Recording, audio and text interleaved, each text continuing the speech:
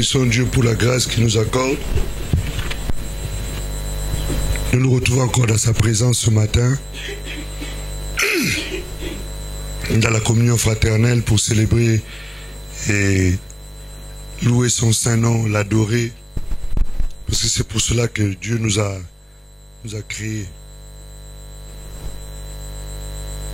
Nous voulons parler sur l'extension de nos limites. L'extension de nos limites.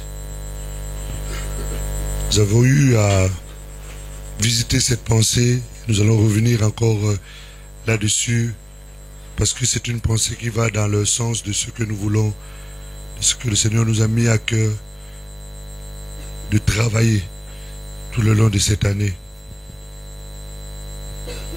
J'aimerais que nous puissions prendre nos Bibles dans le deuxième livre de Rois au chapitre 6. Nous allons lire à partir du verset 1 jusqu'au verset 7. C'est un passage que nous avons survolé le jour de l'an. Et nous voulons revenir là-dessus.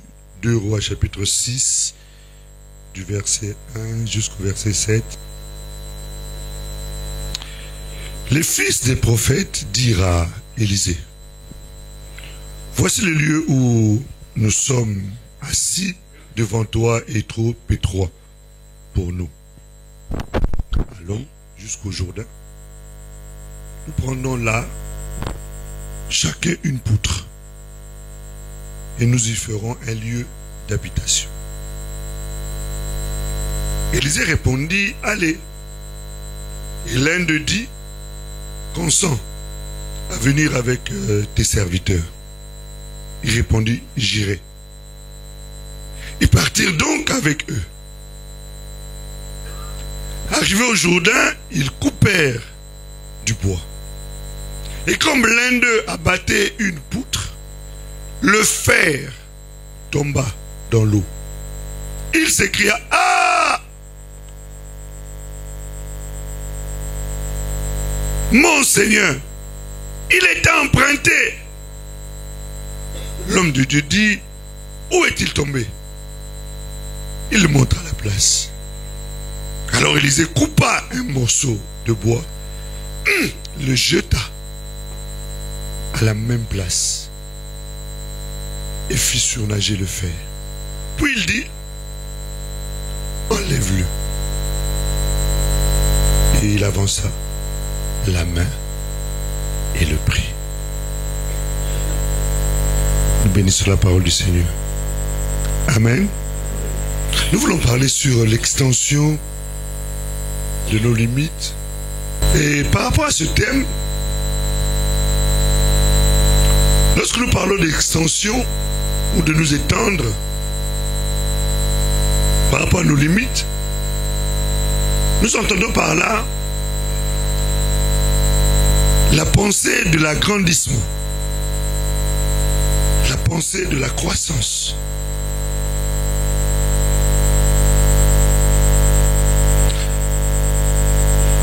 C'est aussi aller au-delà de ses propres limites. C'est vivre sur le plan spirituel, sur le plan moral, sur le plan physique, sur le plan matériel, sur le plan professionnel, sur le plan financier, un développement, un avancement. C'est aller au-delà d'une ligne qui a été tracée.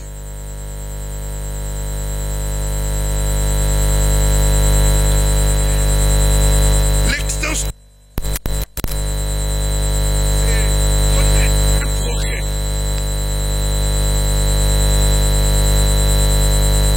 Dans ce que tu fais dans ta vie de tous les jours, ou dans ce que tu fais dans le service du Seigneur.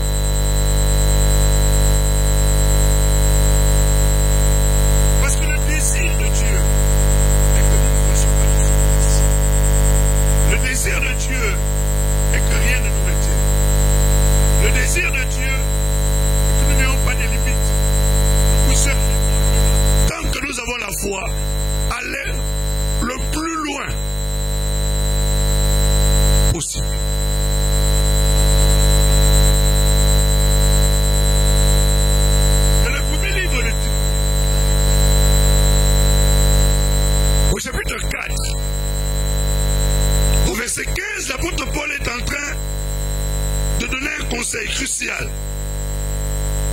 L'apôtre Paul est un homme de Dieu qui avait pris sous son aile un jeune homme.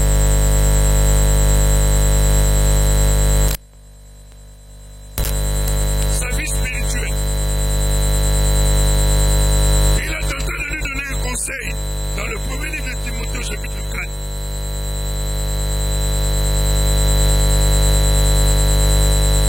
Au verset 15, il dit ceci.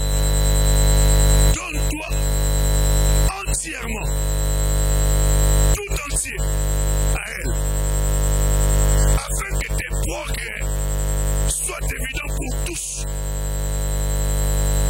Occupe-toi de ces choses. Donne-toi tout entier à elle,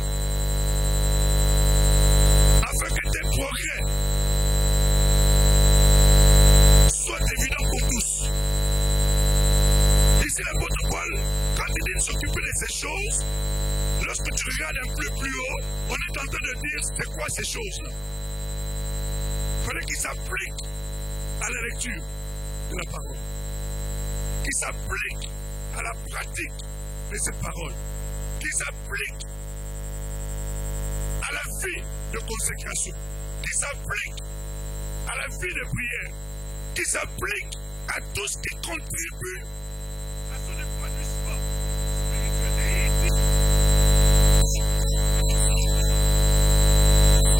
Et quand on dit applique-toi, s'appliquer, c'est faire quelque chose d'une manière assidue, d'une manière méthodique, d'une manière régulière. Et c'est cela, quand on dit s'appliquer. Nous avons un professeur ici au milieu de nous qui enseigne. Et quand il dit aux enfants, je veux que vous fassiez les choses d'une manière appliquée, c'est-à-dire d'une manière très suivie. Et l'apôtre dit ici, applique-toi. C'est un ordre. C'est un ordre, applique-toi. C'est-à-dire que tu dois faire ça absolument. Pourquoi? Parce que l'objectif est que tu puisses progresser. Dis à ton voisin, tu dois progresser. La Bible dit 1 d'Hébreux, au chapitre 13, verset 8, la Bible dit, il est le même. Hier, aujourd'hui et ça c'est Jésus. Lui, il ne change pas parce qu'il est complet.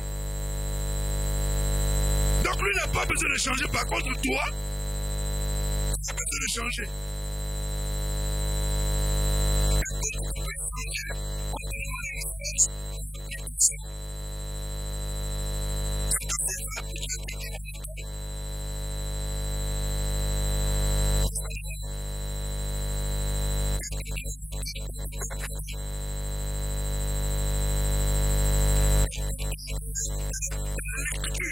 Dans les révisions de ces cours, appliqués dans les devoirs qu'il faut faire de manière appliquée. Tu ne peux pas faire des devoirs de manière appliquée parce qu'il est reconnaissant.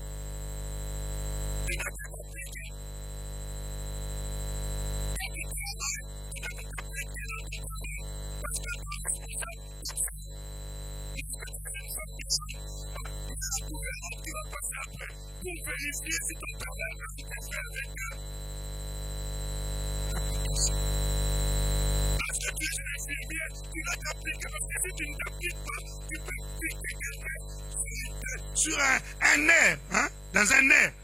Et ça peut le rendre handicapé, infirme à vie. Pourquoi? Parce que tu ne t'es pas appliqué. Pour quelqu'un qui travaille comme aide-soignante, si tu ne t'appliques pas à faire les gestes d'une manière correcte, tu vas avoir de l'embargo. Parce que tu n'as pas fait les choses d'une manière appliquée. Tu es un comptable. Tu ne fais pas les choses d'une manière appliquée. Il va avoir un problème de résultat à la fin. Parce que les chiffres ne seront pas équilibrés. Pourquoi? Parce qu'il a manqué quoi? L'application. Je disais alléluia. Une femme qui est à la cuisine, qui fait à manger et qui prépare sans application, il risque d'avoir soit trop d'huile, soit trop de sel, trop de poivre, trop de je ne sais pas de quoi, et à la main, quand tu vas servir à la table, le regard de ton mari va te dire que tu n'as pas préparé avec application. Je disais Alléluia. Non, j'étais vraiment en train de dire Alléluia. En fait, je voulais dire Alléluia. L'application est vraie. Tu es un charpentier. Si tu ne t'appliques pas, tu vas t'écraser le doigt avec le marteau. Tu es un électricien. Si tu ne t'appliques pas, on va te retrouver électrocuté. Vous savez, l'application est vraie dans tout ce que nous faisons. Et l'apôtre Paul dit, tu dois faire ces choses d'une manière appliquée. Pourquoi? Parce qu'on doit voir le résultat. Regarde ton voisin, pose-lui la question, est-ce que tu as appliqué toi? Vous savez, quelqu'un qui s'applique, même dans sa façon de s'habiller, ça se voit. Vous savez, quelqu'un qui s'habille sans application. Regardez seulement l'assemblage de couleurs. Vous vous rendez compte que cette personne-là, c'est pas appliqué. Une femme qui ne s'applique pas dans le maquillage, regarde seulement ici, ça part là. Alléluia. L'application est vraie dans tout. Quel en est l'objectif? C'est qu'on puisse voir. On a dit, afin que le quoi? Le progrès. Il faut qu'il y ait un progrès. Tu ne peux pas vivre sans progresser. Ce n'est pas normal. Si quelqu'un vit sans progresser, c'est déjà mort. Cette personne est déjà morte. On ne peut pas vivre sans progrès. Regarde seulement les pays qui ne progressent pas, dans quel état ils sont. Je n'ai pas besoin de citer les noms. Vous savez d'où vous venez.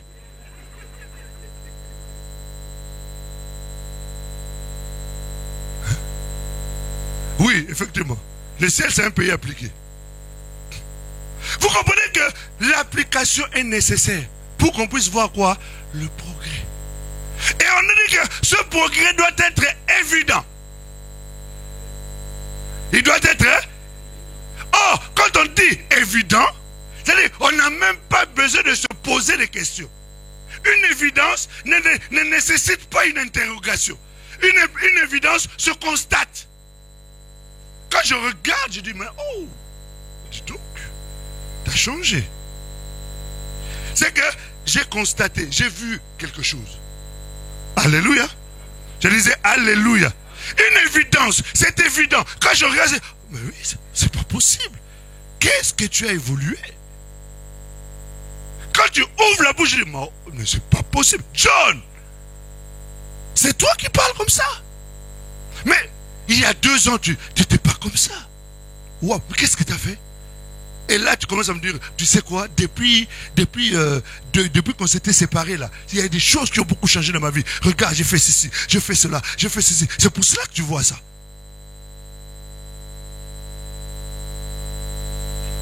Est-ce que toi, quand on te regarde, est-ce qu'on voit le progrès? Est-ce qu'il y a des gens... Parce que le progrès, tu n'as pas besoin de dire, hey, tu arrives quelque part. Tu dis rien. Je dis quoi? Je n'ai rien remarqué. Regarde-moi bien. Je n'ai rien vu. C'est pas à toi de me demander. C'est moi qui dois constater. Je disais Alléluia. Non, je disais Alléluia. Non, j'étais en train de dire Alléluia. C'est quand je regarde, c'est moi, je dis, oh, frère. Je connaissais un frère au milieu de nous. Il ne mettait jamais de costume. Lui, c'était jean du lundi au dimanche. Il avait tout le temps des problèmes avec Julie, ma femme. Quand je parle comme ça, lui-même, il se reconnaît. Jusqu'au jour où la première fois qu'on l'a vu en costume. Hein, Evelyne, tu connais, non? Quand on l'a vu en costume, on dit non. Oh! Quoi? T'as cédé? C'était un rocker d'Alam. Tout en étant congolais. Il n'y a pas trop de rockers au Congo. Vous comprenez que l'évidence, c'est quelque chose pour laquelle on n'a pas besoin de poser des questions. Quand on regarde, c'est moi, on dit, oh, dis donc, t'as maigri, hein? Et surtout les femmes, quand on leur dit elle a maigri, regarde, tu lui as pas donné d'argent. Mais tu vas voir le sourire que va donner. Toi, si tu as vu ça.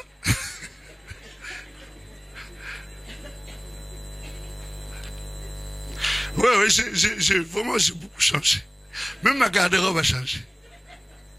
Pourquoi? Parce que c'est une évidence. Il doit y avoir des choses qui sont évidentes dans ta vie. Ton mari doit voir, ça doit être évident pour lui quand il te regarde, il dit chérie. Non, sincèrement, dans l'église où tu vas là, je ne sais pas ce qu'ils te donnent là-bas, ce qu'ils te disent là-bas, mais franchement, non. Il faut qu'un jour j'aille un peu dans votre église, que je connaisse un peu vos serviteurs là, parce que, non. J'étais frappé, j'étais puni, j'ai tout fait, tu n'as jamais changé. Mais depuis que tu vas dans cette église, il y a même pas 2 mois, mais tu as changé comme ça. Est-ce que ton mari t'a déjà dit ça? Ou alors il a dit, mais qu'est-ce que tu vas faire à l'église là-bas, toi? Je t'interdis d'aller à l'église. Depuis que tu vas à l'église, tu es devenu têtu. Tu me réponds n'importe comment. Non. C'est pas ce que nous voulons. Ce que le Seigneur demande, c'est qu'il y ait quoi? Un changement, un progrès. Mais le progrès doit être évident. Alléluia. Ton professeur se rend compte que toi, tu ne lèves jamais la main. Mais depuis un certain temps qu'on pose la question, c'est toujours toi qui lèves la main. Pourquoi? Parce que tu as changé. Tu commences à réviser les cours à la maison. Je disais Alléluia. Non, je disais vraiment Alléluia. Quand on remet les notes, toi c'est la dernière note parce que c'est la plus mauvaise. Mais maintenant quand on donne les notes, tu es dans la 3e personne. Vous savez, il y en a un qui vous vous souvenez de un là, à qui il y a eu 14. Pour ceux qui étaient là. On doit voir, c'est quelque chose qui n'a pas besoin d'être interrogé. Est-ce que nous comprenons bien? C'est le progrès. Le progrès est dans tout. Si quand tu t'es converti, tu ne connaissais pas encore les choses de Dieu, tu donnais 10 centimes, ou tu donnais 1 euro, ou 2 euros, au bout de 3 mois, tu commences à comprendre, tu dois progresser dans ta façon de donner. Toi, depuis que tu t'es converti, si tu donnes 10 euros, c'est que tu as fait un exploit. Là, tu es épaté, et tu es même prêt à dire, Seigneur, tu as vu ce que je te donne aujourd'hui.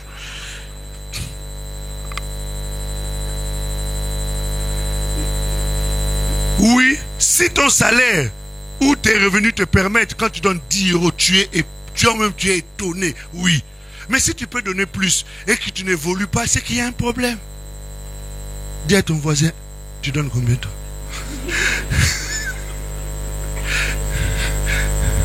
Alléluia. Réponds pas parce que tu vas le choquer. Il va fuir l'église à cause de toi. Est-ce que nous le comprenons? La Bible dit que applique-toi. Et lorsque tu t'appliques, il doit avoir quoi? Le progrès. Si je désigne quelqu'un, je dis seulement, lève-toi, donne-moi, dis-moi, récite-moi que Jean 3,16. Tu dois être capable. Mais toi, tu n'as aucun verset dans la Bible, dans ta tête. Aucun. C'est que tu ne t'appliques pas. Est-ce que nous comprenons? Nous sommes en train de parler de l'application. Et l'application doit générer quoi? Le progrès. Et quand quelqu'un progresse, ça veut dire que cette personne a passé une certaine limite. A repoussé une limite. Parce que le progrès veut dire, j'ai fait un pas en plus. C'est que ce qui me limitait hier est derrière moi. Demain, je fais un autre pas. Ce qui me limitait est derrière. Et ainsi de suite. Pose-toi la question, est-ce que toi tu progresses? À l'école, dans ta maison. Vous savez, il y a des femmes, depuis qu'elles s'est mariée, elles ne font à son mari que les mêmes plats. Les haricots, les fumbois, poisson brisé à checker. C'est-à-dire que le gars, quand il rentre, il sait déjà plus ou moins ce qu'il va manger. Il n'y a pas de progrès. Il disait Alléluia. Il n'y a aucun progrès. Le gars, il connaît, il sait déjà. Ça va être aujourd'hui, ça va être quoi? Côte de porc. Il rentre déjà avec un programme. Aujourd'hui, côte de porc, j'ai rajouté un peu de piment quand même pour que ça change un peu. Non mais ça te fait sourire. Mais en fait, en réalité, ça doit t'interroger. tu ne progresses pas. Tu ne progresses, hein? Pourquoi? Parce que tu ne t'appliques pas. Alléluia. Je disais Alléluia. Tu dois progresser. Je suis en train de regarder la montre. Tu dois progresser. Dis à ton voisin, tu dois progresser. Le progrès, c'est dans beaucoup de domaines. Même dans les domaines d'intimité, tu dois progresser. Ça, nous parlerons avec Blanchard lorsque nous ferons notre réunion de couple. C'est le 13, non? Hein? Le 13. Il y aura une réunion de couple. Nous parlons du progrès dans le domaine intime. On va rajouter ça. Le progrès. Le progrès doit être dans tous les domaines. Jérémie, progrès.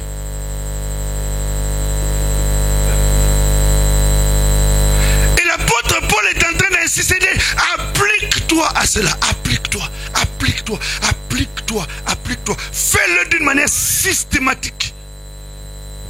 Systématique. Quand tu systématises quelque chose, ça te permet, ça va à un moment donné. Au début, c'est difficile de systématiser quelque chose. La prière, la lecture de la Bible, c'est très difficile de systématiser. Mais dès le moment où c'est devenu systématique, en fait, à un moment donné, tu le fais d'une manière machinale, d'abord un. Deuxièmement, quand tu ne le fais pas, tu sens qu'il y a un manque. Tu sens qu'il y a quelque chose qui me manque. Et automatiquement, naturellement, ça te revient sans même qu'il y ait le Saint-Esprit qui vienne intervenir dans cette histoire-là. Je disais Alléluia. Pourquoi? Parce que tu as systématisé les choses. Et cette année, on va systématiser un certain nombre de choses dans notre vie de l'Église.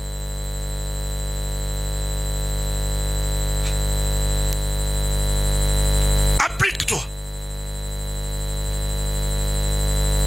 Parce que nous sommes appelés à étendre nos limites, à l'extension de nos limites. Et ça demande absolument qu'on s'applique. Parce que le progrès, quand je regarde, je dis waouh, c'est pas possible.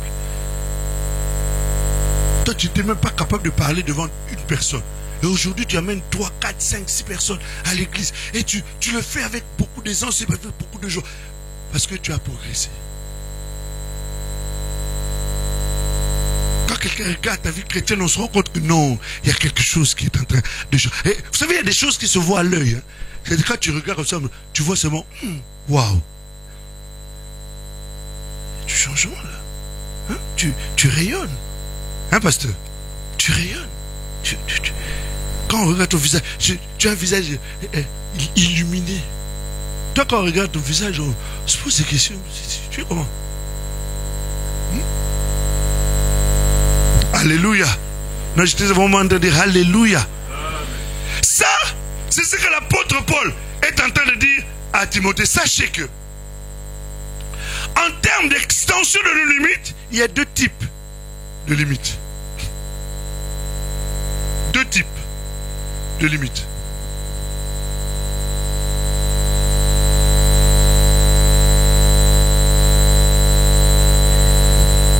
Deux types de limites. Il y a les limites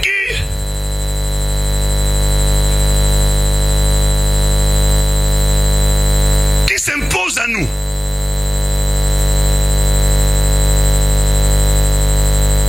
Qu'on nous impose.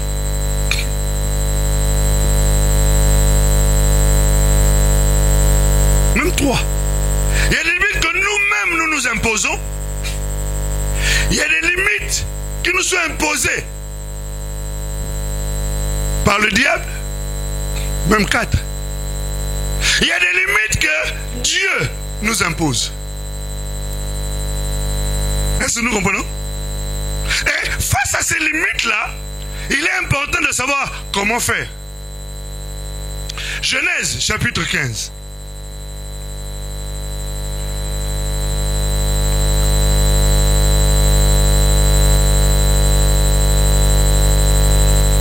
Les limites qu'on s'impose soi-même. Là, nous allons parler des limites qu'on se pose, qu'on s'impose soi-même. Genèse chapitre 15. Nous allons faire la lecture du premier verset jusqu'au 16e verset. Vraiment prendre le temps d'être présent pour suivre ces partages jusqu'au bout. Genèse, chapitre 15, verset 1. Après ces événements, la parole de l'Éternel fut adressée à Abraham dans une vision. Et il dit, Abraham, ne crains point, je suis ton bouclier, et ta récompense sera grande. Abraham répondit, Seigneur éternel, que me donneras-tu? Je m'en vais sans enfant. Et l'héritier je m'en vais sans enfant. Et l'héritier de ma maison, c'est Eliezer de Damas. Et Abraham dit, voici, tu ne m'as pas donné de postérité. Et celui qui est né dans ma maison sera mon héritier. Alors la parole de l'Éternel lui fut adressée ainsi.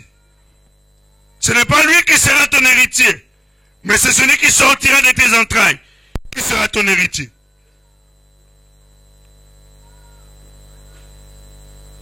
Celui qui sortira de tes entrailles. Et après l'avoir conduit dehors, il dit, regarde le ciel et compte les étoiles. Si tu peux les compter, et lui, telle sera ta postérité. Abraham eut confiance à l'Éternel, qu'il lui imputa à justice. Alléluia. Je disais Alléluia. On a dit, après ces événements, Dieu vient voir Abraham. Il y a eu des événements qui s'étaient passés. Abraham a fait le combat, il a gagné, Dieu l'avait visité, il lui a dit de sortir de chez lui, et qu'il l'enverra dans un endroit pour lequel il ne lui a pas forcément donné la destination. Après tous ces événements, Dieu vient encore voir Abraham pour lui dire qu'il va lui donner une postérité. Mais Abraham, bien que Dieu le fait sortir dehors, il a dit, lève les yeux, regarde. Le langage d'Abraham, c'est qu'Abraham dit que dans ma maison, j'ai pour héritier Eliezer de Damas.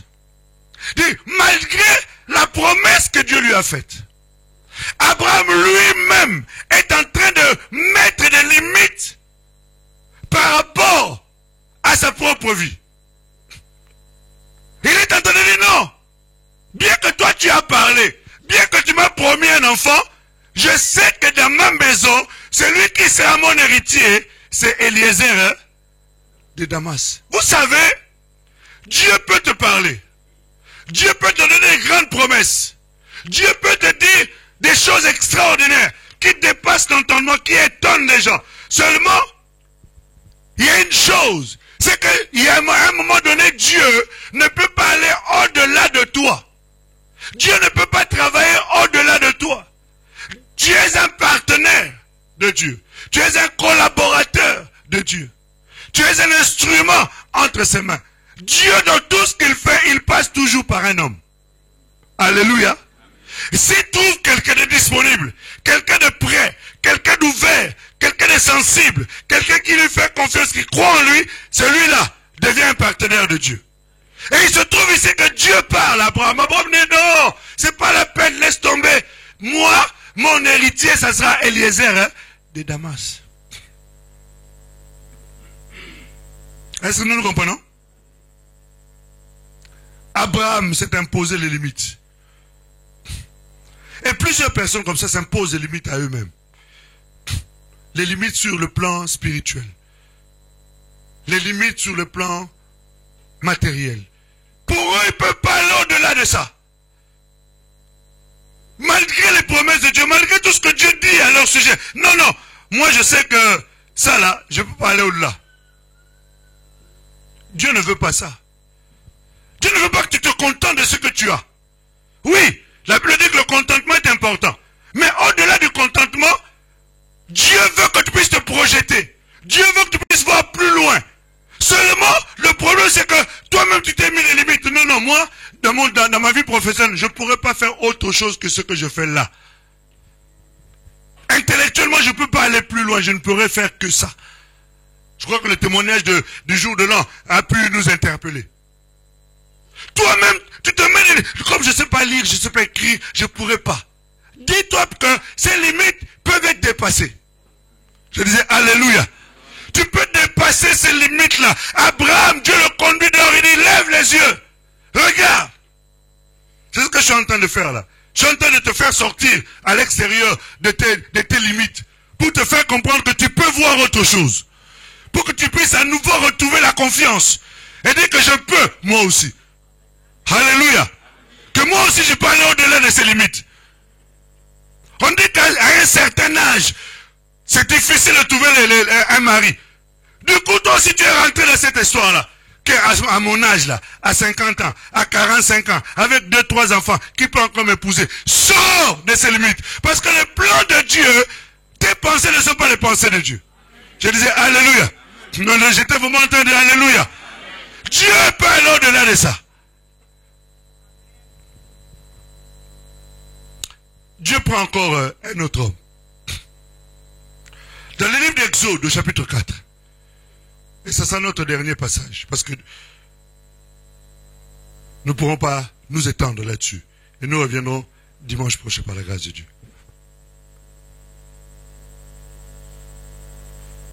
Exode chapitre 4. Il s'agit d'un homme que nous connaissons. Un héros de la foi. Un homme chez les Israélites, un homme important. Il s'appelle Moïse. Dieu vient le visiter. Vous connaissez l'histoire, comment Moïse a rencontré Dieu dans le buisson ardent, comment le Seigneur l'a appelé, comment le Seigneur l'a choisi, comment le Seigneur l'a mis à part. Et Dieu commence à lui parler. Au verset 10, il dit, Moïse dit à l'Éternel, ah, Seigneur, je ne suis pas un homme qui a la parole facile. Ce n'est ni d'hier, ni d'avant-hier, ni même depuis que je parle à ton serviteur. Tu parles à ton serviteur. Car j'ai la bouche et la langue embarrassées. L'Éternel lui dit, qui a fait la bouche de l'homme? Et qui rend muet ou sourd? Voyant ou aveugle? Muet ou sourd? Voyant aveugle? N'est-ce pas moi l'Éternel? Va donc, je serai avec ta bouche. Et j'enseignerai ce que tu auras à dire. Je t'enseignerai ce que tu auras à dire. Moïse dit, ah Seigneur, envoie qui tu voudras envoyer. Alors la colère de l'Éternel s'enflamma contre Moïse. Et il dit, n'y a-t-il pas ton frère Aaron, le Lévite? Je sais qu'il parlera facilement. Le voici lui-même, qui vient au-devant de toi.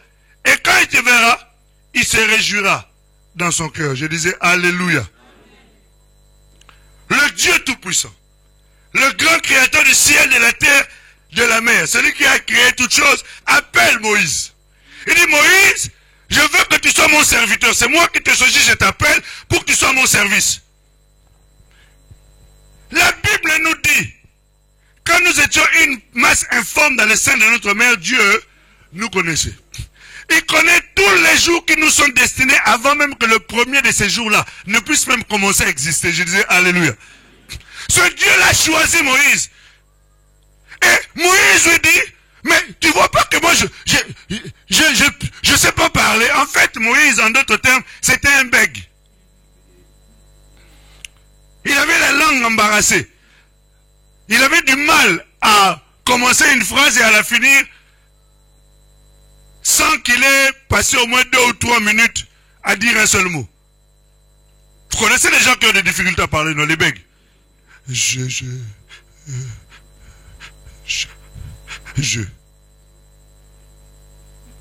Alors, s'il doit faire une prédication, vous imaginez un peu? L'Éternel a dit, je te bénirai. Bon, une prédication d'une demi-heure, ça va prendre 3 quarts d'heure. Pourquoi? Parce qu'il est lent. En fait, le problème qui se pose, c'est que Dieu l'appelle. En réalité, Dieu ne voulait pas d'Aaron comme étant sa bouche. C'est parce que Moïse a douté des capacités que Dieu avait de lui permettre de parler. Je disais alléluia. En réalité, Dieu lui a dit, viens, je vais t'utiliser. Moïse se met lui-même des limites. Vous savez, nous mettons beaucoup de limites. Hein. Je bénis Dieu, que Dieu te bénisse, mon bien-aimé Blanchard, pour dimanche dernier. Nous mettons tellement de limites et ne permet à personne de te mettre des limites. Je disais alléluia. Et ne te permet pas toi-même non plus à te mettre des limites. Dieu lui dit, je vais t'utiliser. Mais Dieu savait qu'il avait des difficultés à parler. Et si Dieu lui disait, je vais t'utiliser, c'est que la Bible nous dit dans le livre de 2 Corinthiens chapitre 3 verset 5. La Bible dit, ce n'est pas comme si nous étions capables, non, 2 Corinthiens 3, 5. C'est pas comme si nous étions capables de concevoir quelque chose comme venant de nous-mêmes. Notre capacité, au contraire, vient de qui? Vient de Dieu. La Bible dit, c'est lui qui produit en nous. Donc, en d'autres termes, si Moïse avait dit, oui Seigneur, me voici, automatiquement il allait commencer à parler comme moi je parle. Mais le fait qu'il ait douté de ça, et qu'il ait dit, moi je ne pourrais pas, Dieu lui a dit, mais ce n'est pas moi qui ai mis la langue et la bouche. Mais malgré ça, il a dit, non, je ne pourrais pas. Alors Dieu lui dit, bon, dans ce cas-là, je vais te donner quelqu'un qui va parler à ta place. Est-ce que vous me comprenez? À force de mettre des limites, Dieu est obligé de te rendre dépendant. Tu ne peux pas être dépendant de qui que ce soit. Je disais, alléluia. Tu ne peux pas être dépendant de qui que ce soit. Tu dois dépendre de toi et de Dieu. Alléluia. Dieu ne nous appelle pas à la dépendance. La seule dépendance que nous devons avoir, c'est vis-à-vis de lui. À cause du fait qu'il s'est remis en cause, qu'il s'est dit, je ne sais pas parler. Quand Dieu t'appelle, quand Dieu te choisit à quelque chose, dis-toi bien qu'il a aussi préparé un plan pour te rendre capable de faire ce pourquoi il t'a appelé. Dieu ne choisit pas les gens par hasard. Dieu choisit selon son propre conseil. Il t'a choisi selon les programmes et les plans qu'il avait établis avant même que tu ne puisses avoir un soupçon d'existence sur la terre. Avant que tu ne viennes sur la terre, Dieu n'a-t-il pas dit, je connais le projet que j'ai formé sur vous. Alléluia. Oh Seigneur, ne m'appelle pas, je suis trop âgé. Il n'y a pas d'âge pour commencer à servir Dieu. Seigneur, j'ai trop d'enfants. Et il sait qui t'a donné les enfants. N'est-ce pas lui? Seigneur, tu sais que moi je peux être à l'école. Ce n'est pas grave, viens. Est-ce que dans quelle université Pierre a été? Est-ce que cela a empêché d'être le Pierre qu'on connaît là? Je disais, alléluia. Seigneur, j'ai une trop mauvaise vie. Comment tu peux choisir quelqu'un, une prostituée comme moi, un homme aussi méchant que moi? Dieu t'a choisi. Il sait qu'avec ta méchanceté là, tout ce que tu avais fait hier, ça va servir pour demain. Ta prostitution là, ta mauvaise façon de vivre, ces choses-là, ça va être des témoignages par lesquels Dieu va passer pour ramener les autres prostituées. Tu étais un soulard. Seigneur, tout le monde me sait que moi je suis un alcoolique de premier ordre. Tout le monde me connaissait comme ça. Oui, Dieu veut justement les alcooliques pour aller récupérer d'autres alcooliques. Je disais alléluia. Non, je disais alléluia. Seigneur, un escroc comme moi. Oui, oui, on aime les escrocs. Dieu aime les escrocs. Il n'aime pas l'escroquerie, mais il aime les escrocs. Et comme il t'a appelé en tant qu'escroc, viens. Il va te transformer et après tu iras voir les autres escrocs pour leur dire que l'escroquerie ça paye pas parce que depuis toutes les années que tu as fait, ça t'a rien apporté. Je disais alléluia. Non, je disais alléluia. Ne te mets pas de limites.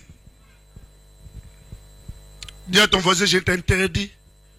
Non, dis, regarde-le dans les yeux, dis-lui, je t'interdis.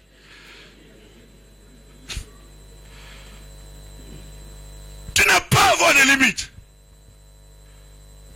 Ne te mets pas de limites. Je ne suis pas capable. Enlève ça de ton langage. Tu sais, moi, dans notre famille, on est... Enlève ça, tu ne fais plus partie de cette famille-là. Sors de là. Dans notre famille, tu sais, sors, j'ai dit sors. Vite. Et toi, tu dis amen. Parce qu'il y a d'autres personnes, il faut faire comme ça avec eux.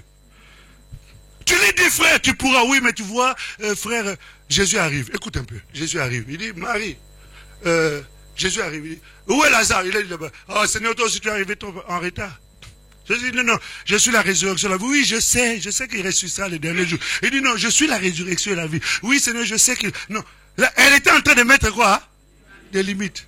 Arrête Arrête. Parce qu'à force de mettre des limites, tu empêches le Seigneur de faire ce qu'il a envie de faire dans ta vie. Alléluia. Parce que les limites paralysent Dieu. Les limites paralysent Dieu. Alléluia. Non, je disais entre-temps, alléluia. Les limites. On va prendre le temps cette année il faut que chacun de nous, à la fin décembre 2018, si Jésus ne revient pas, quand tu vas faire ton bilan, tu vas dire, waouh, quel progrès. Qu'est-ce que j'ai évolué. Moi qui priais que 5 minutes. Tu sais qu'aujourd'hui, quand je mets à genoux, j'ai pris 1 heure. Et au bout d'1 heure, je regarde, je dis, oh, déjà? Alors au bout de 5 minutes, je dis, oh, rien que ça. Je dis, alléluia. T'as jamais remarqué, tu pries. Quand tu regardes, oh, ça fait que 3 minutes. Ces limites-là, ça doit être, dis à ton voisin, repousse ça, repousse. Tu regardes, oh, 3 minutes seulement. Et pourtant, j'ai beaucoup prié, tu n'as rien fait encore. Cette année, quand tu as fléchi, tu as te levé 1 heure après, tu dis non. Déjà? Alléluia. Non, je disais alléluia.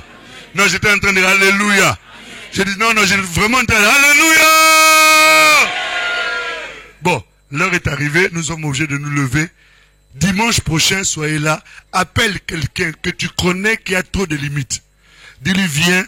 Le Seigneur est en train de nous guérir d'une maladie qui nous empêche d'être ce que nous devons être dans la présence de Dieu. Alléluia. Les limites. Il y a des gens qui se trouvent trop vilains. Tu n'es pas vilain, tu es beau pour une femme qui aime les hommes comme toi. Hein, c'est pas ça? Tu n'es pas vilain. Oh non, moi je me trouve... Non, il y a un homme là qui aime les femmes comme toi là. Mince là, comme ça. Il aime ça. Attends, il va venir. Lève-nous s'il vous plaît. Nous ne voulons plus de limites. Alléluia. Alors tu vas élever ta voix, tu vas prier le Seigneur. Et jeudi, quand nous reviendrons, nous prendrons le temps, comme jeudi, de prier par rapport à ces cas pour lesquels nous sommes en train de parler aujourd'hui. Élevons nos voix, prions le Seigneur.